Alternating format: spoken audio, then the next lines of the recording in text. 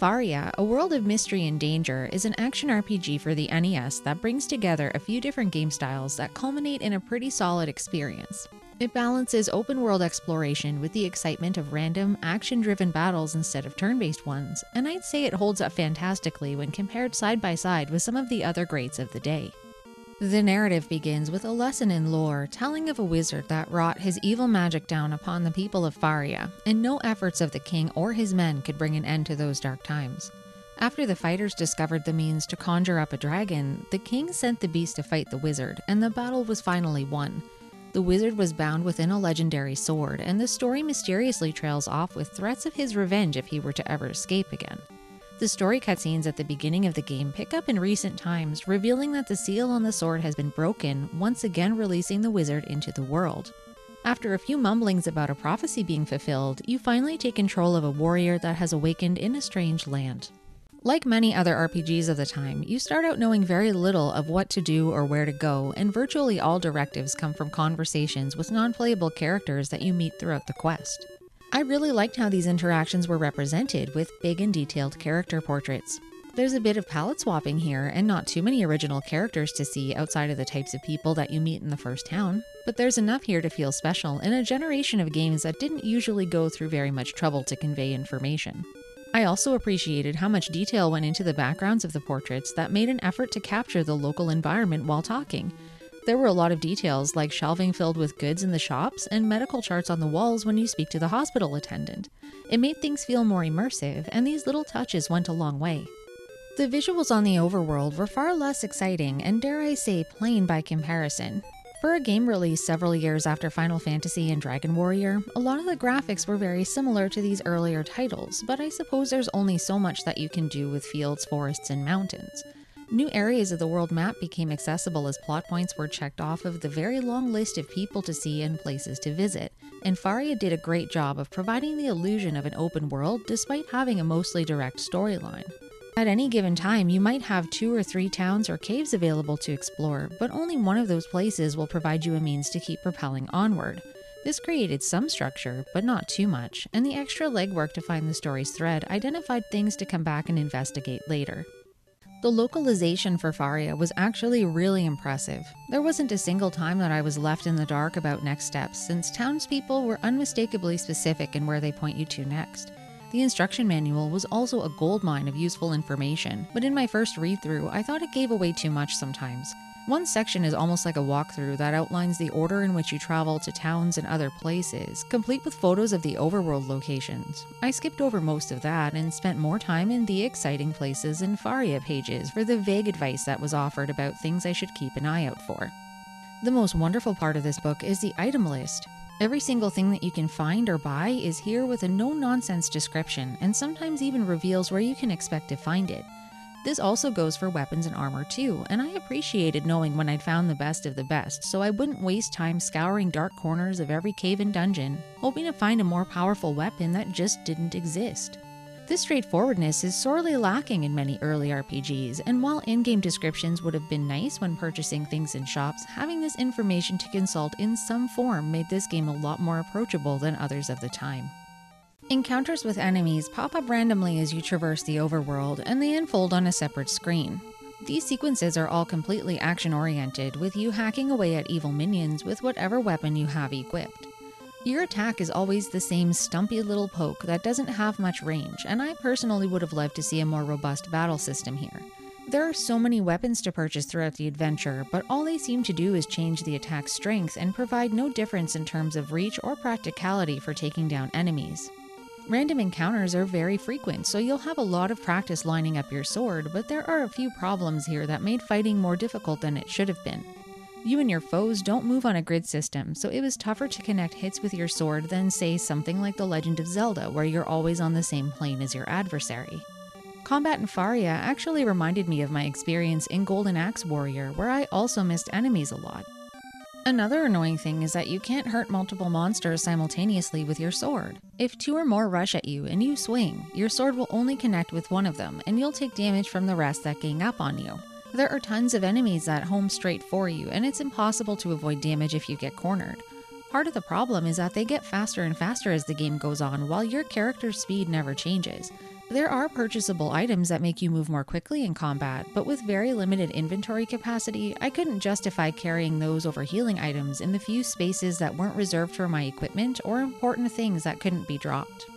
Battles never grew tiresome despite how frequent the random encounters were. Being engaged in action-based combat kept my attention more than turn-based battles in other games, but it was the variety in these fights that drew me in the most. Every new enemy encounter was different in how your opponent moved or fought you. Some are magnetized to your character like I mentioned, while others move sporadically or can attack from a distance.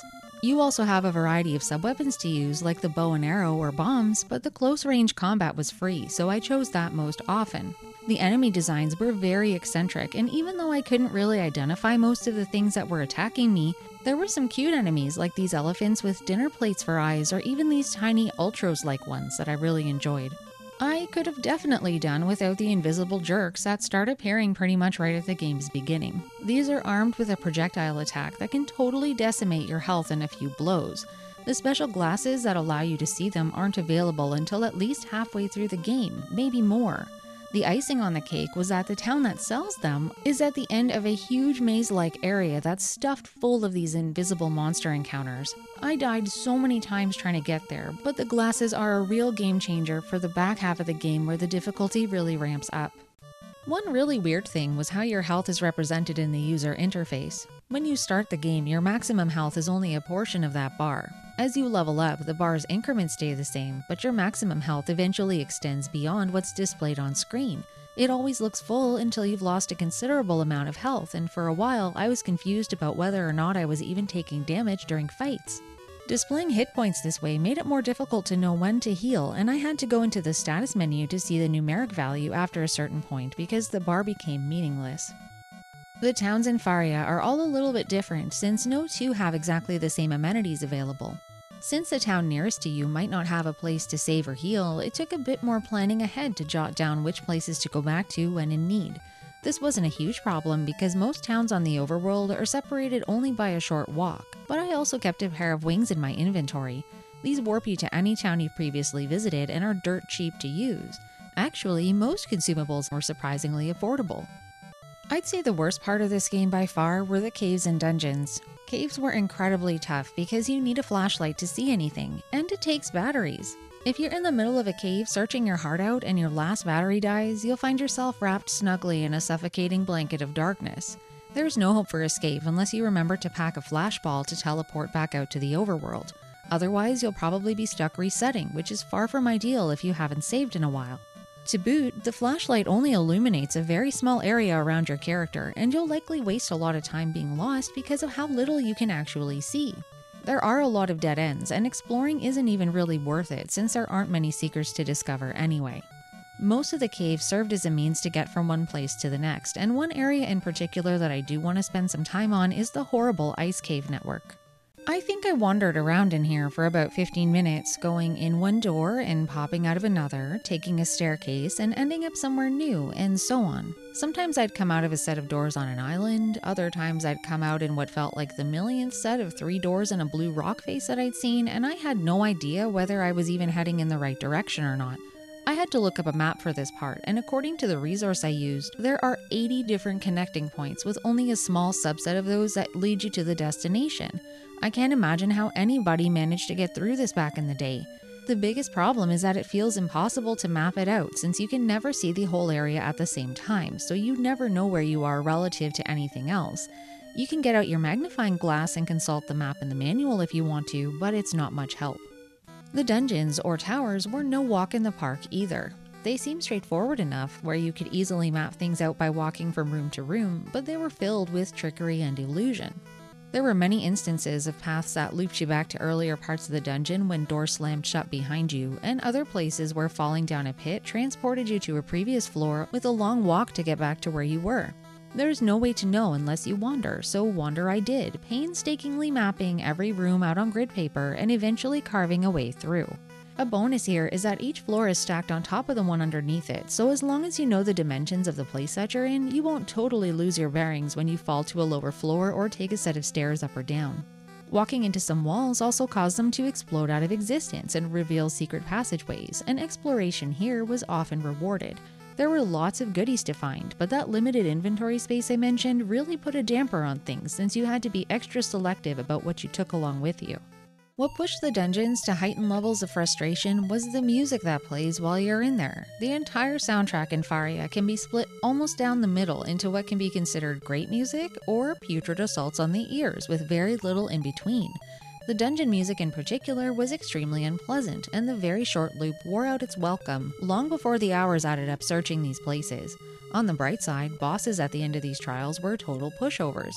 I'm not sure if it was because I got over-leveled spending time killing hundreds of extra enemies while wandering around completely lost, but most foes died in under 10 hits. After how overwhelming the towers themselves felt, I was personally happy for an underwhelming conclusion to them. Seeing the buildings crumble into a pile of rubble was extremely fulfilling. What I loved most about the experience of Faria was how all of the seemingly disjointed plot points propel the adventure forward in the most hilarious ways. The formula here doesn't venture far from the tested and true fetch quest motif that so many of these games employ, but it's the humor woven into many of the problems that kept me chuckling. Like fighting a scissor monster that had been terrorizing a town full of papermakers, or having to find a cure for food poisoning after somebody made a shifty party food purchasing decision. There's not much in the way of story or character development, but I don't think I'll ever forget being berated for throwing batteries into a lake by an angry lady while trying to figure out a puzzle. While some games have the occasional funny quip, I really feel like Faria's tone and writing took it to the next level, whether it was intentional or not. Faria, A World of Mystery and Danger seems like an incredibly generic RPG at a first glance, but there's a lot to dig into and enjoy just below the surface if you're willing to spend some time with it. It does all of the basics of the genre really well, and it has a relatively straightforward progress arc, but the intensity of the exploration in dungeons might turn some people off, understandably so. That said, if you enjoy making maps and checking every inch of complex mazes, this might be a game to consider. With a little more balance and difficulty, this could have easily been a much more memorable experience for many gamers.